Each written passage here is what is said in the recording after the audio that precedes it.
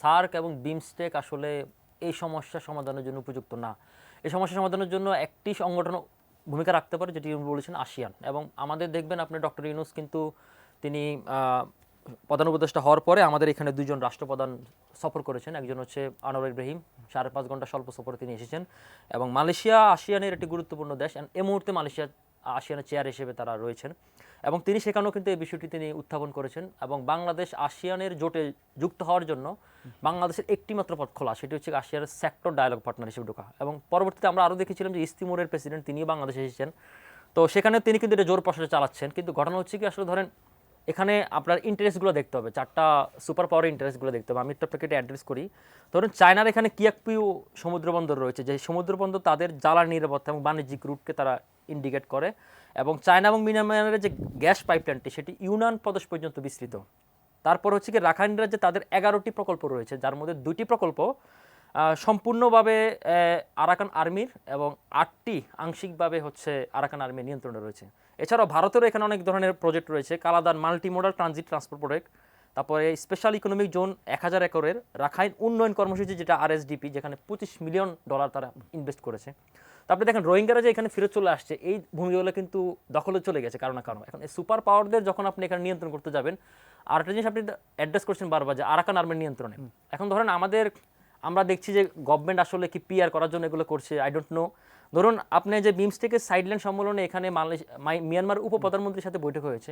Sunbit সব দিবে সামাল। সানবিট ম্যাজিক প্রেস ডিশওয়াশিং এর মাথা ঘোরানো সলিউশন। তো সেই বৈঠকে আসলে মিয়ানমারের উপপ্রধানমন্ত্রী তো নিয়ন্ত্রণ এটা নেই, এটা তো আসলে আরাকান আর্মির নিয়ন্ত্রণে। আরেকটি বিষয় হচ্ছে কি, আপনি দেখেন এখানে যে বলা হচ্ছিল যে 1,80,000, হুট করে তারা বলা হচ্ছে যে 1,80,000 রোহিঙ্গা তারা ফেরত নেবে। পরবর্তীতে আমরা জানতে পারলাম যে 2020 সালেই অলরেডি এই লিস্ট তারা করেছে। তারপর আবার তারা বলেছে তারা বাছাই করে নেবে। এখানে যে শিশুগুলো জন্মগ্রহণ করেছে, প্রায় 5 লক্ষ শিশু জন্মগ্রহণ করেছে, তাদের দায়বা তারা নেবে না, বা কোন প্রক্রিয়া নেবে, কোন প্রসেসে শুরু হবে সেটাও আমরা জানি না।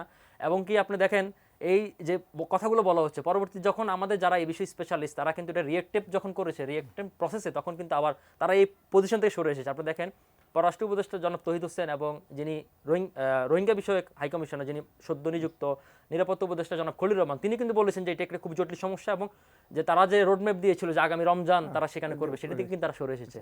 তো আলটিমেটলি দেখেন তারা কিন্তু তাদের কথা থেকেই সরে আসলো। সুতরাং এটা যে খুব বেশি আগায়নি এবং এটা যে মানে আগানো সম্ভব না এই শর্ট টার্ম পিরিয়ডে, সেটা তারাও কিন্তু বুঝতে পেরেছে। সুতরাং আসলে দেখেন রোহিঙ্গার বিষয়টা তো আসলে অনেক বড় বিস্তৃত এরিয়া, অনেক জটিল এরিয়া, এবং সেই জটিল এরিয়াতে আসলে ঢুকতে হলে বাংলাদেশকে আসলে, আমি আপনার সময় থেকে আরেকটু অ্যাড্রেস করি, যখন অ্যান্থনি গুতেরেস যখন বাংলাদেশে এসেছে তার ঠিক আগেই কঙ্গোর যিনি পররাষ্ট্রমন্ত্রী তিনি বাংলাদেশে সফর করে গিয়েছেন। আপনি জানেন কঙ্গো তো কিন্তু সেই একই আফ্রিকার যে রোহিঙ্গা শরণার্থী শিবিরে তারা একই প্রসেসে তারা হেঁটেছিল। তো বাংলাদেশ সেখান থেকে আইডিয়া নেওয়ার জন্য, আইডিয়া এবং ইনিশিয়েটিভ করার জন্য তাদের এই সফরটি খুব গুরুত্বপূর্ণ বার্তা বহন করেছিল। আপনি জানেন সেখানে 3টি বিষয় নিয়ে তারা কথা বলেছে। একটি হচ্ছে নো ফ্লাইং জোন, তারপর হচ্ছে সেফ হ্যাভেন, এবং আরেকটি হচ্ছে R2P, রোড টু প্রোটেকশন। তো এখন হচ্ছে কি ধরেন রাইট টু প্রোটেকশন। তো এখন হচ্ছে কি এই 3টি প্রজেক্টের আন্ডারে হয় কি, আপনি যে আরাকান স্টেটের কথা বলা হচ্ছিল, মানে তাদেরকে প্রত্যাবর্তন সম্ভব না দেখে আপনি একটা ভিন্ন আরাকান স্টেটে তাদেরকে মাইগ্রেট করার প্ল্যানিং চলতেছিল। এখন আরাকান তো তাহলে স্বাধীন হতে হবে, বা স্টেট একটা আলাদা করতে হবে। এখন আরাকান স্টেট হবে কিনা, মিয়ানমার সেটা থেকে অ্যাড্রেস করবে কিনা। আবার আপনি জানেন মিয়ানমারে কিন্তু আরাকান এবং জান্তা দুটার কিন্তু কন্ট্রোল চায়নার হাতে।